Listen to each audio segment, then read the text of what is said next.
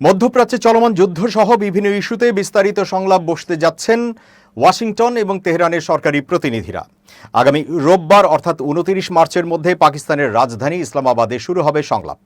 জাতিসংঘের পরমাণু প্রকল্প পর্যবেক্ষণ সংস্থা IAEA এর মহাপরিচালক রাফায়েল গ্রোসি গতকাল বুধবার ইতালীয় দৈনিক করিয়েরে দেল্লা সেরাকে দেওয়া এক সাক্ষাৎকারে এই তথ্য জানিয়ে বলেছেন, এবারের সংলাপে মধ্যপ্রাচ্য চলমান যুদ্ধ, ইরানের পরমাণু প্রকল্পের পাশাপাশি ইরানের ক্ষেপণাস্ত্র কর্মসূচি, দেশটিতে ক্ষমতাসীন ইসলামী প্রজাতন্ত্রের সঙ্গে সম্পর্কিত এবং মধ্যপ্রাচ্যে সক্রিয় বিভিন্ন সংস্থা, রাজনৈতিক গোষ্ঠী এবং ইরানের নিরাপত্তা নিশ্চয়তা সহ বিভিন্ন বিষয়ে বিস্তারিত আলোচনা হবে।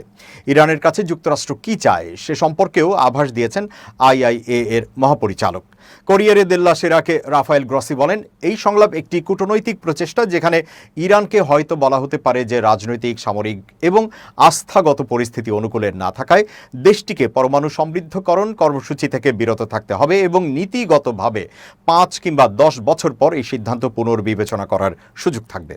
উল্লেখ্য, ইরানের পরমাণু প্রকল্প ও ক্ষেপণাস্ত্র কর্মসূচি নিয়ে মতপার্থক্য ও উত্তেজনার জেরে গত 28 ফেব্রুয়ারি থেকে শুরু হয়েছে ইরান যুক্তরাষ্ট্র ইসরায়েল যুদ্ধ।